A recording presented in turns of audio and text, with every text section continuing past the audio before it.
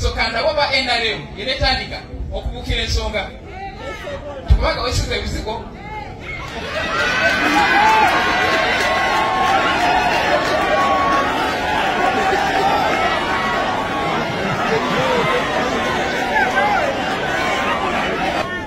weekendo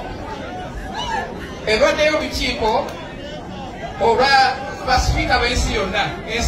yonna naye waffe tagenze tasobola gendayo talina wayita lwakubanga aliko envumbo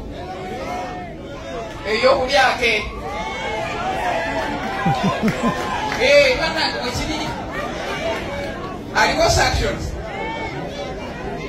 baziteekako lwa bubbi abwemalika tasobola gendayo lwabaddewo olutalo nga buli saidi ya Anita ekuba eya Rebecca ne Rebecca ekuba eya Anita era mu kamyufu k'enaalemo kyalabiseewo nnyo nga bagamba bakubye mayanja nti oyo Anita bakubye tegusulwa nti oyo wa Kadaga kubanga yali quarter final eya bwa sipiika Kadaga ne Anita Amongo yali quarter final mu kamyufu ka NRM ne tubalaba ku semi final Kadaga Anita Amongo katwagala final yeno yali mu FDC yakajja n'amateeka gagamba tolina kumala emyaka egiwere 10 acha yakajja mu kintu nti yali mu FDC NRM yakajijjamu tagimanyi okusinziira owekitiibwa Kadaga bwagamba ng'agamba omukulu munne Speaker wa Parliament naye olutalo lwabwe lugazi nnyo ebigambo nabiwulidde naye olutalo lwabwe lugazi naye kati kye batunulidde kyekyo kyoyise. Assalamu alaikum wa rahmatullahi wa barakatuh. Amanya nze Haji Mukiibi omusomi w'edduwa nkuba omulanga mwenna abali ebule n'ebweya abali emangalibi ne mashariki buli kimu kyonna bw'owulira nti ekyakukwatako kyagaana buli kyokwatako emikono tekikola nja kukuyamba era nja kukukolera buli kyoyagala mujje mbasomere edduwa pijja kutereera omuntu atasobodde kutuuka wendi nina ettogero ompa amanyago nengawandiika nengasuula mu ttogero nenkulombera edduwa ebyo byonna by'obadde olowooza byonna bijja kusimulukuka. Haji Mukiibi nsangibwa ku nnamba 0752 0708 tewali kigaana kyonna nga Allah ye mbeezi waffe. Tweyanzizza nnyo tweyanzeege gwe wenna tulaba ku emboozi mu yugi weebale nnyo kutulaba yonna gy'osinziira agange nze Geoffrey Mayanja ndi wano n'omukulu Innocent Tegusuulwa tuweze tuwayemuko ku mboozi olunaku olwaleero ku nsonga ezitambula mu ggwanga Uganda. Bwetogerera essaawa zino olutalo lukuta wakati w'omukyala Anita Amongo n'omukyala Rebecca Kadaga. Olutalo luno luludde naye kati lwongedde ate okubeera nga lubeeramu ekinyusi era ze zimu kwezi ensonga ezikulembedde olunaku olwaleero ze tugenda okutunuulira okutematema okumanya ki ekigenda mu maaso kyekiriwo eby'omunda n'ebyokungulu tuzona ku lwaliro katubyogere asoko nzikirize akubuzeeko nsanyusa okulaba ssebo nange nsanyusa okulaba ne bannayuganda mwena mbatumiddeko mwebale mukulu Mayanja abantu batugoberera abantu bawa feedback era ssebo twebaza waliwo omwami namusanzibwa paaka empya era n'agamba atugoberera nnyo. Amin. Mwami Musenze n'agamba atugoberera nnyo olwekyo abantu mwebale nnyo mwebale ddala. Amina ssebo. Kale olutalo olugenda mu maaso ebigambo ebyayogeddwa omukyala Kadaga Rebecca alitwala bwe yabadde wakiseeyo ng'asisinkanye mu kafufe gwalimu ow'okulaba nga alondebwa ku ky'omumyuka ow'okubiri owa ssentebe ow'ekibiina ky'NRM omukyala byayogedde sayidi yo ng'aperereza abalonzi mu NRM. Ebigambo ebyo wabiwulidde wabigoberedde? Ebigambo nabiwulidde nabiwulidde bulungi. So anabyayogedde naddala ng'anoonya akalulu kubanga ekifo kino bakivuganyako n'omukyala Anita Amongo naye yavuddeyo n'agamba nti nno nti omukyala ono tagwanidde olw'ensonga si mwesimbu. Omukyala ono yabadde n'ekyokulabirako nti waliwo olukiiko lwabadde mu mawanga g'abazungu eyo olukiiko luno lwabadde lwetabiddwamu baspeaker okuva mu nsi yonna nga bakubaganya ebirowoozo naye nti Anita Among ye yabuzeeyo olw'ensonga tasobola kusala olwa sanctions ze bamuteekako. Tasobola kulinnyako wa Trump. Tasobola kulinnyayo olw'envumbe zamuteekebwako. So naba nga teyasobodde kugenda kukiikirira Uganda kutuusa birowoozo byaffe oba oli awo. Kati omukyalo oyo tagwanidde n'olw'ensonga eyo. Ng'alinga agamba nti n'ekifo kino eky'omumyuka owookubiri owa ssentebe w'ekibiina omukyala tagwanidde kuba ng'afuna akalulu ako. Bye bigambo bye n'ebirala bingi byeyogedde awo. Ebigambo yeegedde bingi omukyala Rebecca alitwala Kadaga. Ate y'omu ku bakyala ab'amaanyi be tulina mu ggwanga abatuweesa ekitiibwa. Rebecca Kadaga asaavinze bulungi, ali mu bakyala abalala nga Bassebutinde, omulamuzi oyo omukulu n'abakyala abala bangi mwe bali mu Uganda. Namirembe Bitamazire mwali kwabo abaweereza obulungi. Badde Namirembe Bitamazire mwali lwakuba obuweereza bwe tetebwatuuka waggulu eri ba Anita ne ba Rebecca. Yali minisita naye ate ye olinakyo eggwanga kye limumanyiiko naddala mu byenjigiriza nti yali musomesa, asomeseza abantu bangi, ennoni n'asomesa abaana n'abeera minisita n'atwala ebyenjigiriza. Namirembe Bitamazire y'omu ku bannayuganda ab'amaanyi ddala, si bakyala bokka naye ab'amaanyi okutwalizamu nti omuteekamu bakoledde eggwanga ly'e Uganda. Tosobola mubuusa maaso Namirembe Bitamazire. Ali ku mwanjo. Naddala ate ye omukisa gw'alina nti segmenti ye etegereka byanjigiriza. Alinga bw'olaba Crescent mu muyingo. Abo bamanyiddwa ennyo nti oyo yakolera eggwanga lye mu byenjigiriza. Namirembe Bitamazire ali ku mwanjo nnyo nnyo. Kakati ebigambo ebyayogeddwa yali speaker wa parliament Kadaga Rebecca ow'ekitiibwa ng'anoonya akalulu. Of course ebyo ebigambo ebyogerwa mu bululu bwe banoonya obululu bye bigambo ebyogerwa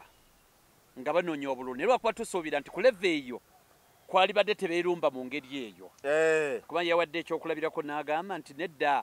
tosobola kusilamuka leero ate n'ogamba mbu ogenda kubeera imaamu. Osiramusa leero nti akati mumpensaaze oba njaziine. Ye n'agamba nti omuntu oyo yali mu FDC yakajja n'amateeka gagamba tolina kumala emyaka egiwera 10. Akya yakajja mu kintu. Nti yali mu FDC NRM yakagijjamu tagimanyi okusinziira ow'ekitiibwa Kadaga bw'agamba ng'agamba omukulu munne speaker wa parliament nebira namwogerako nnyo bingi ebiri personal nenze kyendowooza nti yeeyo fiva ebeera mu kunoonya akalulu ebeeramu nnyo naye olutalo lwabwe lugazi nnyo ebigambo nabiwulidde naye olutalo lwabwe lugazi naye kati kyebatunulidde kyekyo kyoyise ekyokubeera omumyuka wa NRM omukyala kati olutalo luli ku ekyo naye nga bonna olaba nga bamaze okwakiivinga bonna olaba nga basiniya naye olutalo mwenale munadde olw'abakyala lubadde lubeeramu nnyo olutalo oluliwo kati olwa Betty Among owa UPC mukyala wa Akena wa Jimmy Akena president wa UPC ne Dr. Achan Ruth yali omujjukiro wa COVID oyo mukyala dokita abo bagenda kwetwala nabo bakyali bubi nnyo si lwakuzannya olutalo lw'abakyala. Olutalo olulala olwaliwo olwa Kasulo Lumumba nga atunka ne mukama we Robert Nabbanja ne lwamala ne lukola ki ne luzikira. Waliwo olulala olwa Amongo ne Namuganza nabo beetwala awo olwakakana nga Namuganza bamugobye mu parliament ne n'abalemerera olw'obuganza eri president n'abalemerera era olutalo olwo era zikyagenda mu maaso. Waliwo entalo endala ezibaddewo mu NRM bo babeera n'entalo zaabwe. Waliwo n'oluli mu IGG eyo waliwo n'olutalo kati entalo zibeerawo ziri political. Waliwo n'olwa Malende ne Zahara abo nabo batunka bakyala kati okutunka okw'abakyala kwa njawulo tekubanga kw'abasajja. Bakyala bo balina engeri gye beetwala etali ffe yaffe y'abasajja. nekyo ebigambo ebyayogeddwa mbitwala nti bya campaign bwe byabadde lwako olutalo lwabwe lugazi nnyo era kyamba ne kugamba nti fanya ebigambo bya campaign naye ate birudde nga si bya campaign zino bazze beesikasika beeyogerera ebigambo ekinyusi kiriridda wa nga basusse okwesika ebitogi omulandira olutalo lwabwe kati ekiriwo kiri nti wabaddewo okusika omuguwa gwatandikira eri ku bwa sipiika bwa parliament we bayagala ni babiri abo nga bavuganya bavuganya nnyo ku kifo ky'obwa parliament n'amalisa ng'Amongo akoze eki awangudde kaadi agifunye nga amaliza luli olutalo lwali wakati w'Olanya ne Kadaaga ng'ona asaba bumyuka bwa sipiika yes nga nasaba bumyuka bwa sipiika kati ne bamala ne baabika aba babiri ne beetwala Olanya nambala n'akola ki n'awangula namala n'akola ki n'awangula ne bano ababiri baludde era nga mu kifo ekyo beetwala tebeematira okuveddere ku bwa sipiika kati olutalo lwabwe ate kati ne lujja ku kifo kino ky'ogambye ekya omukyala vice owa NRM kati awo ne lukoya naye ng'ogyeko n'ekyo kyalabise ne mu kalulu akamyufu lwabaddewo olutalo nga buli sayidi ya Anita ekuba eya Rebecca ne Rebecca ekuba eya Anita era mu kamyufu k'NRM kyalabiseewo nnyo nga bagamba bakubye mayanja ti oyo Anita bakubye tegusulwa ti oyo wa Kadaaga era olutalo lulwazze nnyo nga balinga bagamba nti abantu bano bazze basimbawo abantu baabwe nga buli omu alina omuntu gwawagira ate bali mu region y'emu Eastern region kati buli omu ayagala kubeera nankulu wa Eastern region buli omu ayagala kubeera nti ye influencer buli omu ayagala kulaga maanyi sayidi eyo eri omukulembeze nti nze ndiyo nze nsinga wano nze njogera ne bawulira kati power struggle dominance supremacy eyokwagamba buli omu ogamba nti yayogera okulaga eryanyi yebalwanya naddala mu Eastern awo na bino byonna byetoolemu bitambulira awo nga basinkana mu ngeri ez'enjawulo twabalabye mu kamyufu twabalaba ku bwa sipiika era tugenda kubongera obbalaba kati head to head kubanga eri yali quarter final eya bwa sipiika Kadaaga ne Anita Amongo yali quarter final mu kamyufu ka NRM ne tubalaba ku semi final Kadaaga Anita Amongo katwagala final yeno finali twagala finali Anita Amongo oba Rebecca Kadaaga eno ye finali kubanga kwota wagiraba kwota bagizanya wano ku bya bwa sipiika negwa mu kamyufu k'NRM ye semi kati wano ye final era kyova olaba buli mwagenda kujjayo nago mu buto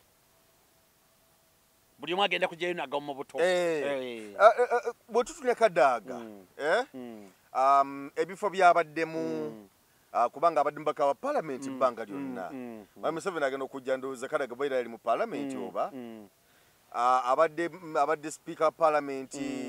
kati wuuyo minisita n'ebirala byonna byazze ayitamu n'emyaka bwe tugitunuulira Kadaaga alabika ng'akuze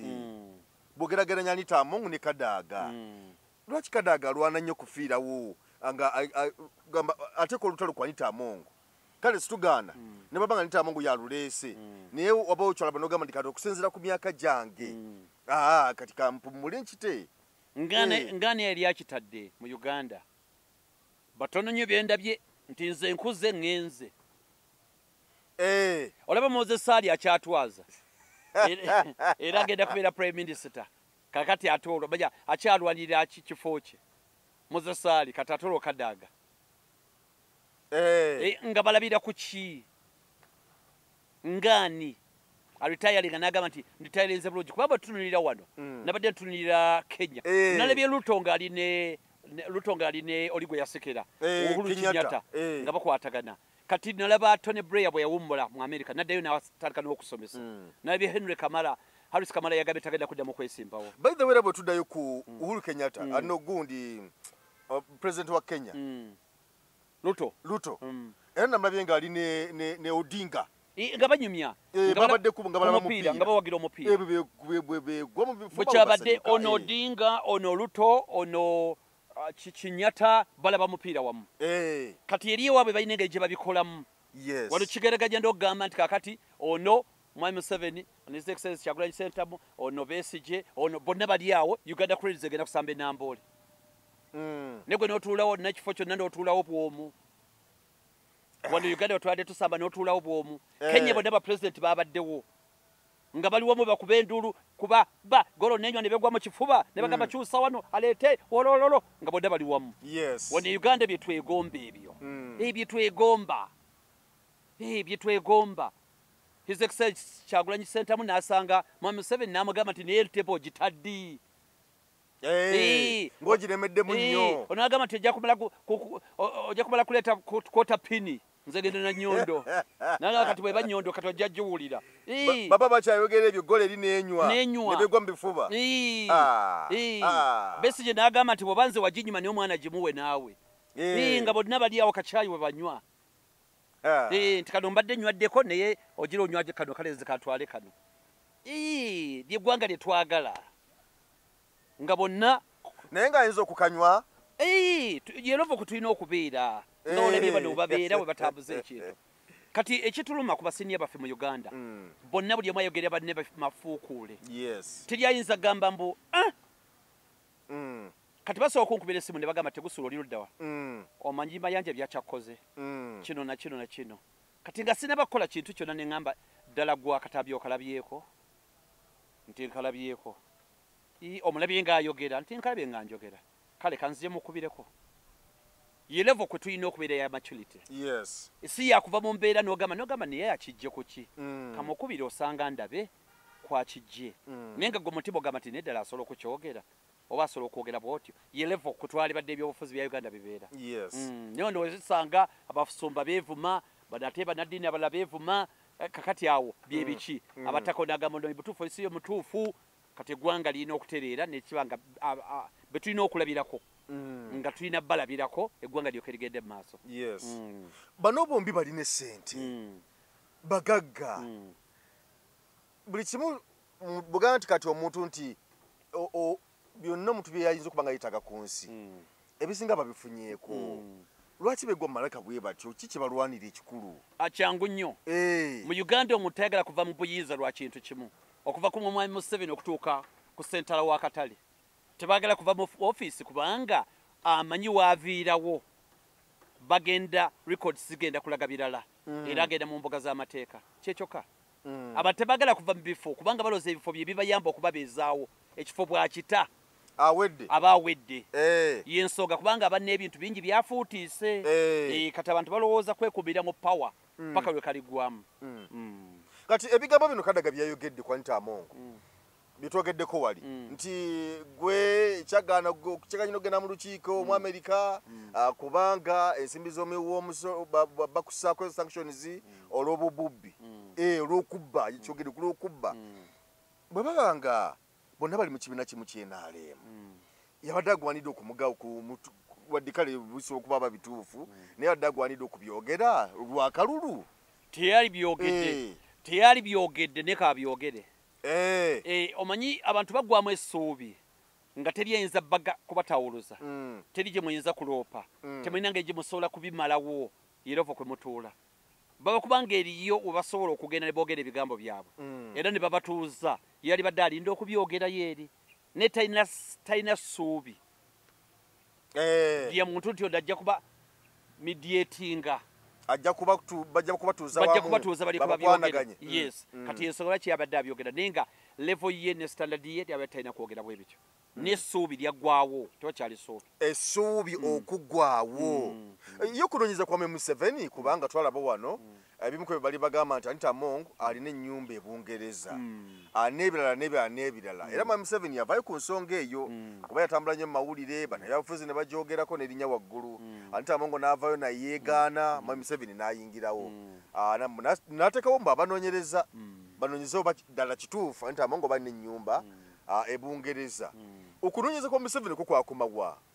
alipoota nze nga nze sigirabangako alipoota saagirabako egamba nti amayumba agayina oba tagayina alipoota saagirabako naye bweba eriye yagirabako then nenze sikiwanga budde kulaba nti alipoota nagirabako sigirabangako naye alipoota za Uganda bwe zibeera bwe zityo tezikomawo tezidda ekomaawo alipoota ekomaawo teri nenze sigirabangako ate n'ekirala mu management si management mu political science bwe mba njagala okukontrolinga gwe nyina okakasa nti nyina ekintu kyenakuzuddeko kati bwe nkizuula nti nyina kyenakuzuddeko ekibi nenkuyita nenkugamba okuva olwaleero wonna wooleetera olugezigezi owedde kanemba nga nkontrolingirawo bapolitician bawano bonna bali controlled obawo kyewagwamu kati ngono obulamu bwonna yakwatiridde ono nga yakwatiridde nga toyinza kugezaako kuleeta lugezigezi n'akatono kati emirundi egisinga lipoota ngaezo zibeerayo ne bagireeta nebeera ne meza y'omukulu omukulu n'agirekaawo n'asirika n'agamba gwayinza ogikulagako n'agamba lipoota ewe genda okola emirimu gyo waliwo alipoota yazo ku mmeeza yange ate tofaayo genda okola emirimu n'asirika ezo tekiniksi zonna zeeyambisibwa buli lojjayo omutwe tosobola gujjayagamba alipoota bonna ne baminisita bangi lwakuba nti baminisita bangi lwakuba si etopika olwaleero obeerawo ng'oli yakwatiridde nga woleetera olugezigezi wooti luzira kati alipoota ekolebwa n'agiteeka ku mmeeza n'agamba bibino na bino obujulizi butuufu genda okola emirimu gyo kati gezaako oyogera ekigambo nti olyoka otegeera oba owedde Kadaga yanimbye obufuzi bya Uganda Kadaga afuuse Kadaga Kadaga alitwala Rebecca y'omu ku bakyala abasinze okulwambya obufuzi bya Uganda okubeera ddala ndoza mu CA bwe yamala okusoma obwalooya ya practicingako awo n'ayingira ebyobufuzi era ndowooza yakasinze okulwambya obufuzi bya Uganda ebya mwami Museveni okuviira ddala mu CA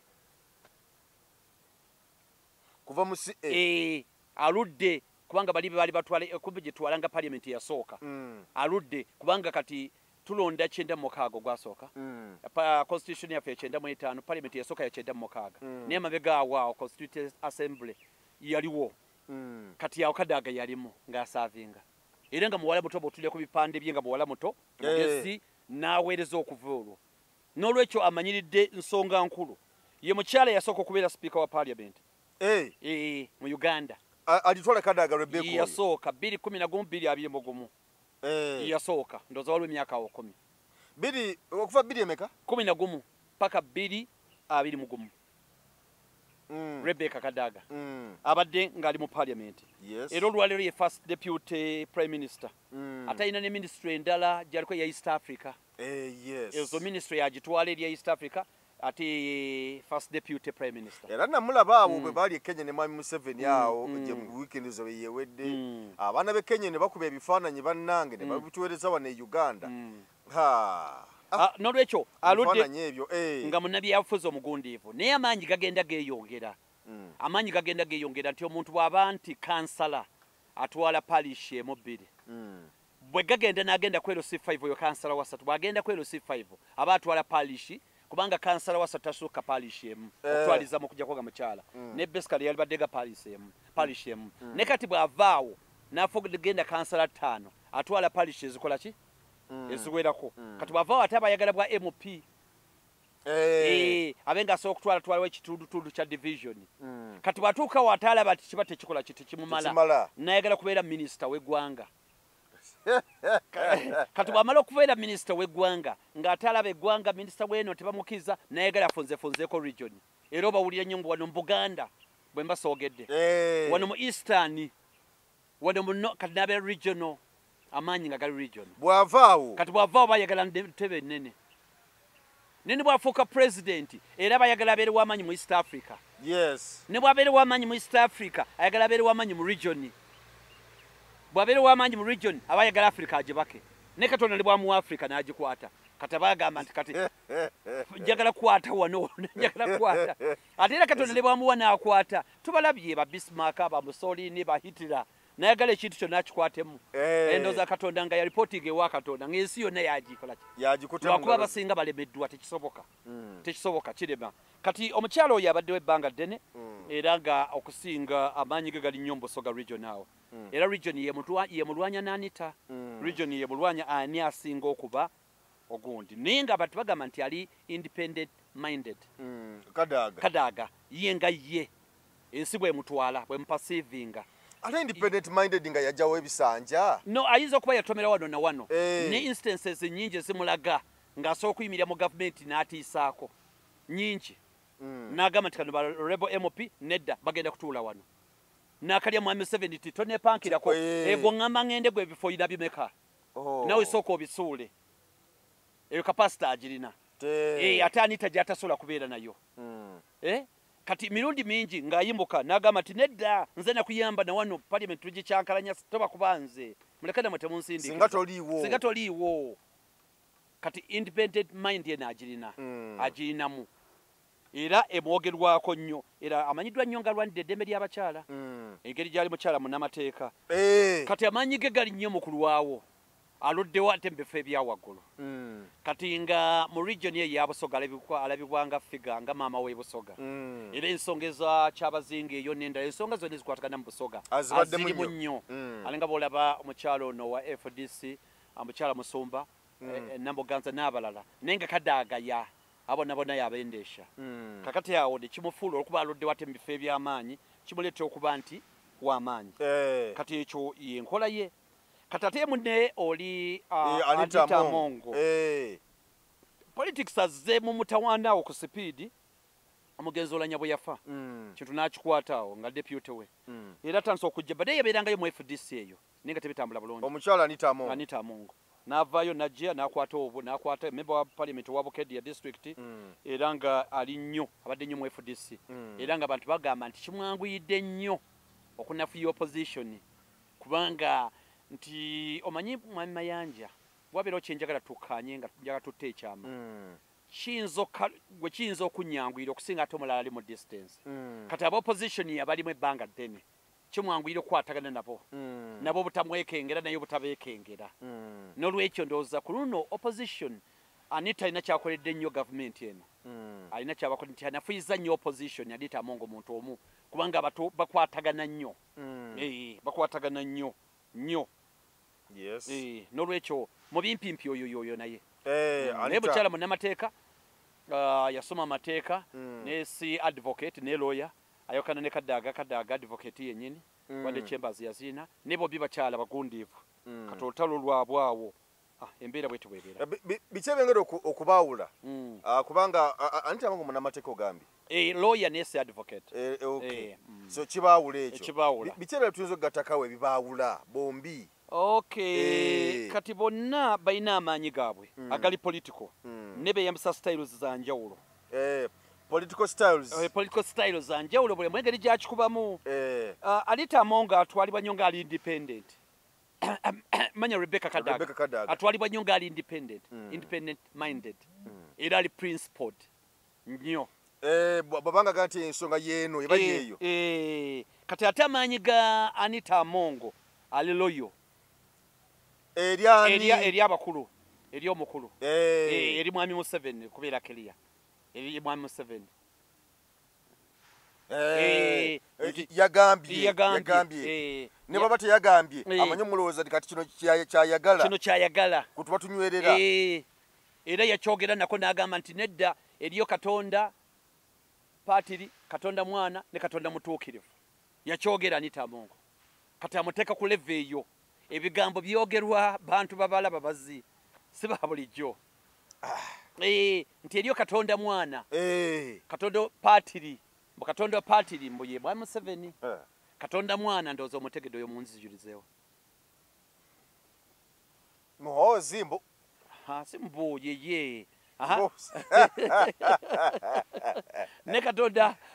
ne omwoyo omutuukirivu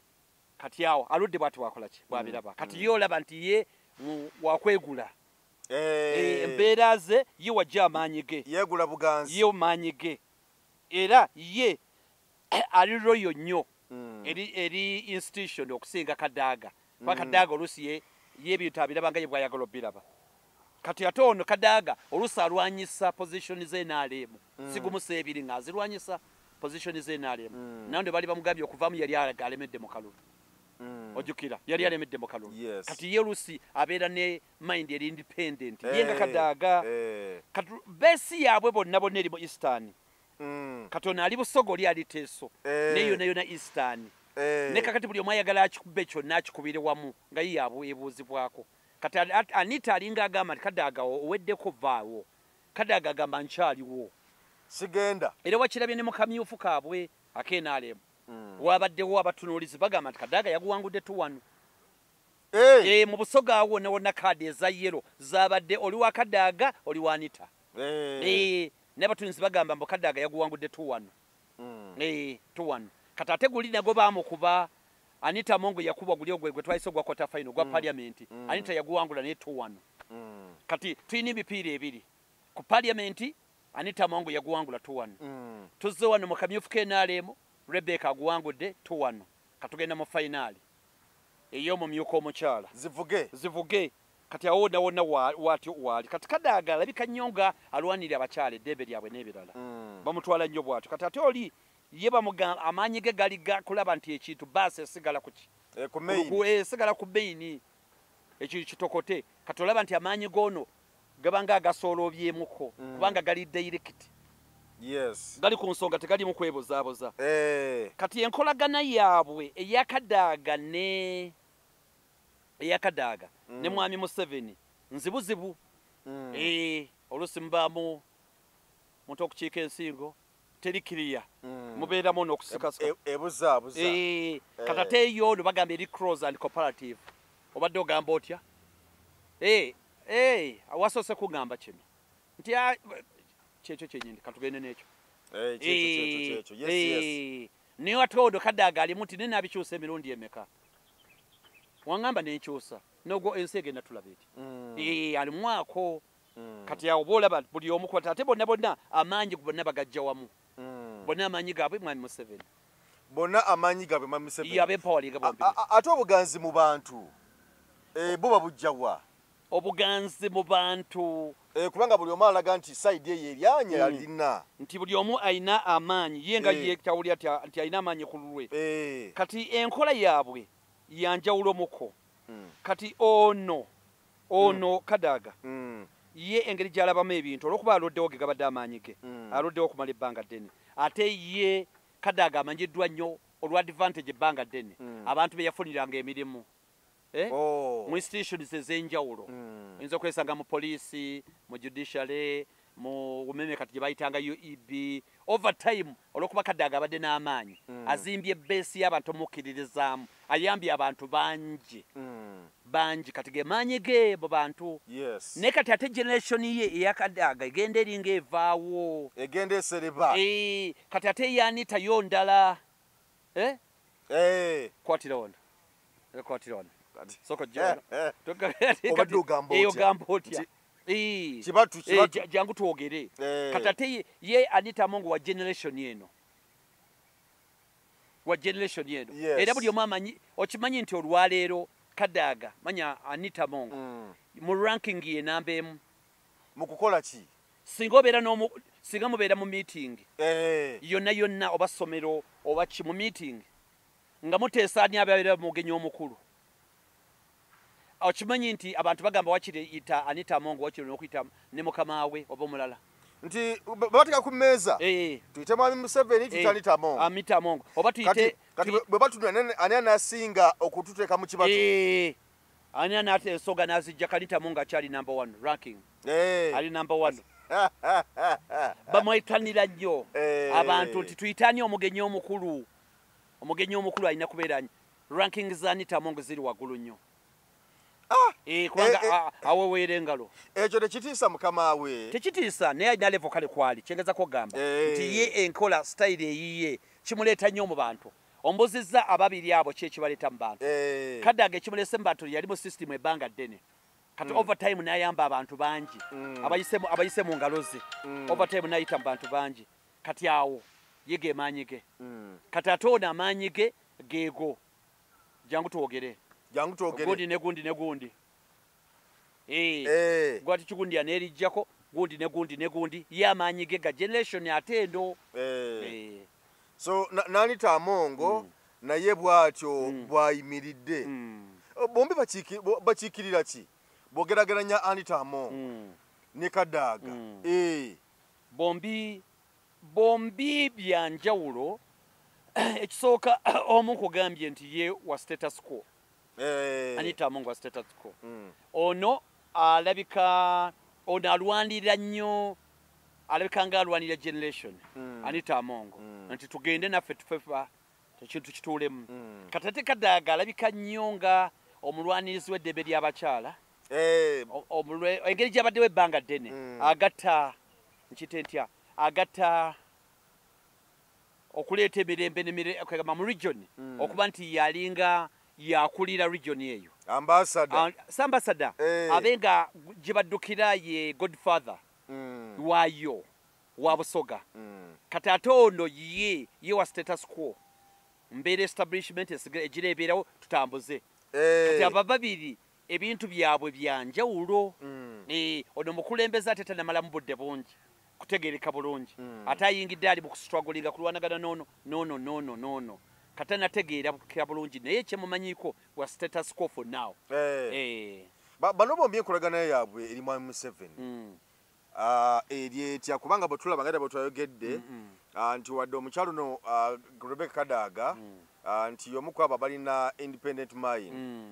naye ate bingi byakulya Mwami Museveni okitegeera era kyemmanyi nti Mwami Museveni baba ng'omuntu asiima ne mutima gwe musiimu nti omukyalo ono yankolera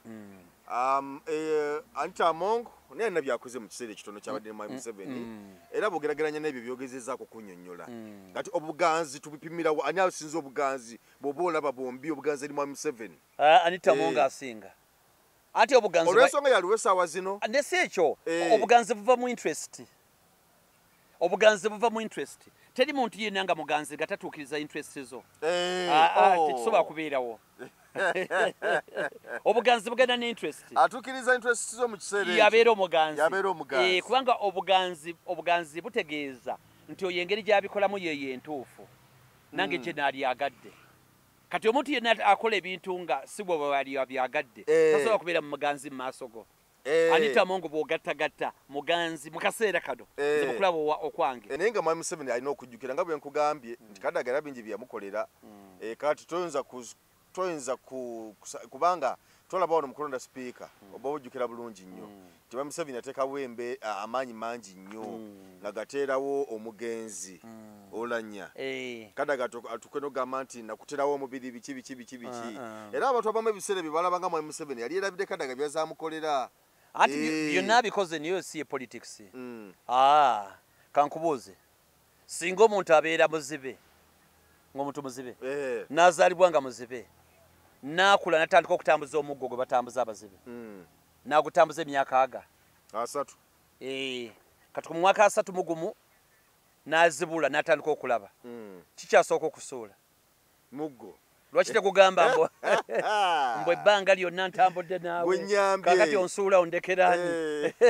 abantu nga muli babi waliwo ebintu mu nsi isi lwakuba nti ebirambanja byesigaliza bwane mayanja n'ensi olina otegeera engeri gyetambulamu bw'ogitegeera bikwanguyira bikwanguyira kati mu politics alina ebintu bibiri tebakulimbanga tebakulimba oli tatawananga okulayira tatawananga okunnyonnyola gw'omutulanga butuuzi n'omwenya politics ategeeza kugabana resources ate resources eziri scarce si bwe kiri nga gwozicontrolinga bwe luba olumbe nga gwali ku kisepiki ky'ennyama naye ng'ate abantu bangi nnyo okusinga ennyama tuli fenna no politics kyategeeza ategeeza kucontrolinga kugabana bya bugagga bya ggwanga naye ng'ate tebisoboka kubanga abantu baba bangi okusinga resources now politics akulembera ebintu bibiri ekimu bakiyita actually kiri kimu kide kira kinyweza kiri politics akulembera ekintu kye bayita interest akulembera Kibayita interest. Kati interest yona abakulira yeyina okuserengeta paka wansi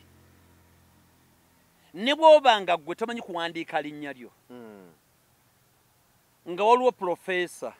ali waggulu n'alaba nti gwe profesa toli mu interest ye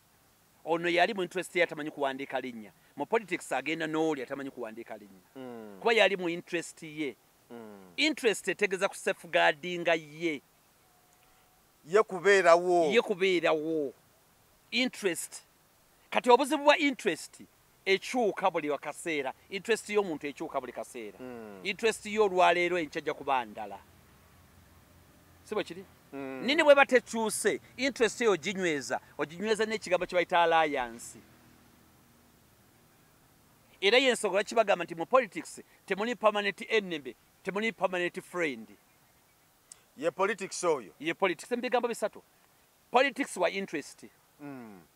buli kasita basinkana abantu 10 ba politician manya waliwo omugwe bagenda okulyamu olukwe ye nature ya business eyo kasita basinkana 10 kavuna balaba ku meza nti omu babiri basatu 10 batuddawo omanya omu awedde era takulimba mutagenda byogera mbusimanyi etayina nkwe simanyi akulimba kubanga ida interest ye kati ekyennaku interest tebagiteeka ku mmeeza aleeta birala buli politician yenna gw'olaba taleeta interest ye n'agiteeka ku mmeeza aleeta birala nnyo byaleeta naye nga interest ye endala kati interest ye n'ogikuuma alina okubeera n'alliances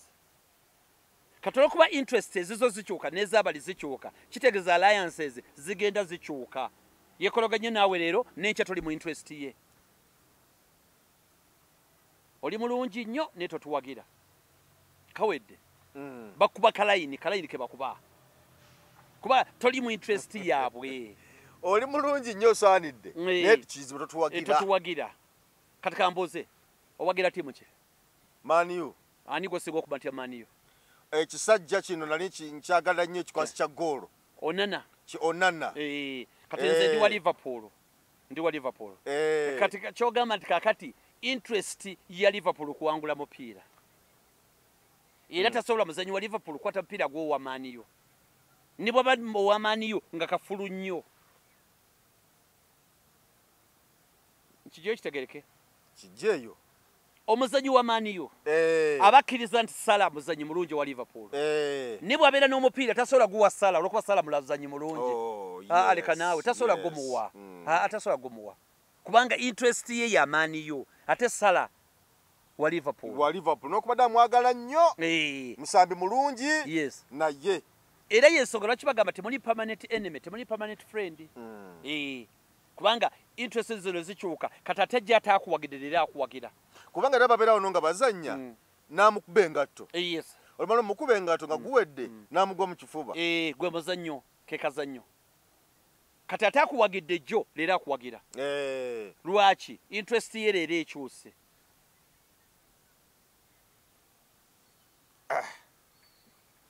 ye politics oyo ye politika bwati bwatambula singa bano bombi baba banyusa ebyobufuzi legacy yabwe egenda kusigala etya bukedde ku machanita mungu agambye nti ba speaker mbutadde sina wendi walala nnyo kadagana era kyekimu botugera batochi obulamba bubuze kusigala butya kubanga olaba nti buli omu afiirawo ekisoka buli emyaka gigenze nayagamba sita ekisoka buli omu abadde influencer Kadaga abaddewo n'agatta olw'ebbanga ddene fakita eri gye twogerako ey'ebbanga eddene nkulu nnyo nti olwokuba abaddewo afunye ebintu bingi n'aba ng'asobola okuinfluencinga Busoga yonna nafuba okulaba nti agiunitinga n'ebirala nafuba okuba nga unitinga disadvantage ye Anita abaddewo ebbanga ttono naye ayagala gire ku sipiidi kati oluusi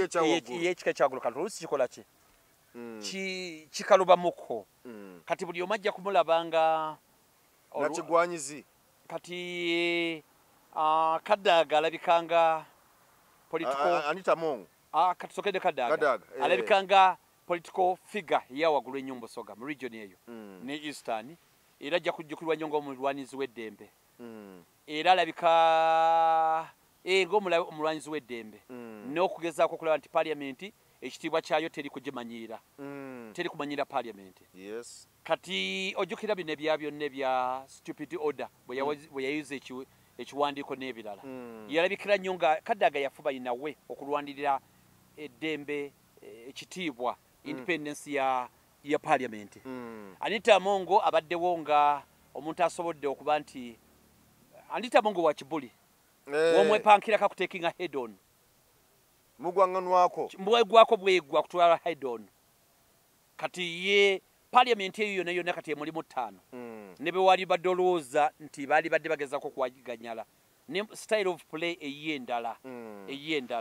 kati n'enkola ye yalinga alinga gubaita micromanager ye muntu baba yakuwadde omulimu buli kaseera akutambulira kwalabe step kikotuuse ajja ayokana nayo ne manager agamba nti omulimu ogumaliriza gwoyo agulabemu tuguyise noliki abantu abo bwe bali babawummudde bafaanagana nnyo ne baawukana nnyo omu yali wa head on ate omulala abadde wagezaako embeera kuvaayo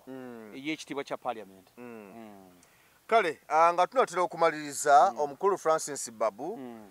yavudde n'abakubi ayogera awo ng'agamba nti oba oli awo ekimala kimala abantu bali mu bulumi abantu bakaaba abantu yalabanga abantu tebafunye kimala okuva mu gavumenti ya Museveni eno era yagamba nti ebigamba ajja kubyogera era mwetegefu nubona bamusse bamutte era agamba nti baba baagala abalage ng'obudde bukyaliwo baziika mutabani we naye bamuteeka okumpi awo so bingi byazayogera badde obigoberera era n'abantu badde bagezako bigoberera awo naye ekituufu kyeki lwaki abantu bavangayo nnyo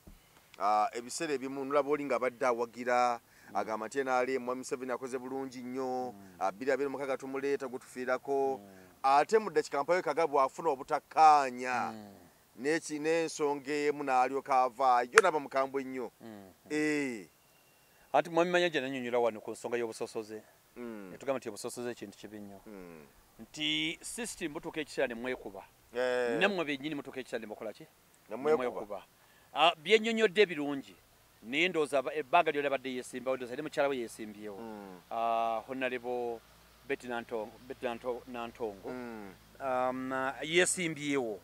kati naye yennyini abadde ejja yeesimbawo naye nze ŋŋamba nti kiri kimu oluggi luggule ajje mu nuupu ayingire struggle kubanga struggle si yiye erina bannyiniyo kati yakwatamu kyeyakwata kati ali out of favor kati interest eri gye nagambye kati kazireyo ku mupiira ndi muwagizi wa Liverpool tulina abazanya badde bazanya obulungi Arnold Trent Arnold wala omulaba bita Robertson babadde bazajja bulungi omupiira ne interest ya Liverpool tekyali awo Arnold bamulese n'agenda ne Robertson naye baagala kumutunda Nunez naye bagenda mutunda ne Diaz atundiddwa lwaki wadde badde bakikuba nnyo mu tiimu ya Liverpool ne interest ya Liverpool tebakyasobola gituukiriza kati byeyagala newankubadde nti basambi balungi kati mukulu Babu kyalina okukola kuva mu pate agivemu NRM afune ekibiina ekirala mwayingira agukube tasobola bisigaza byombi okutulaga nti ali serious ekibiina kiveemu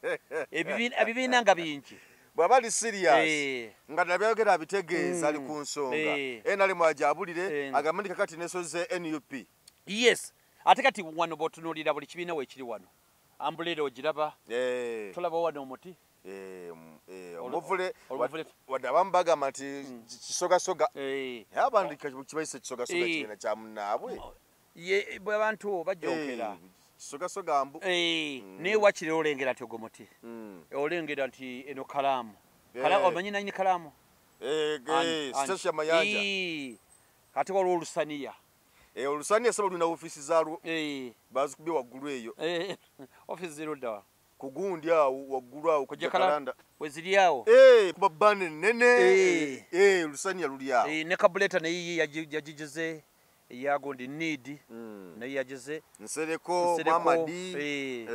kati na yeriwa eneya kabonero kyawo obonero bungi political party waliwo akasimu halo PPF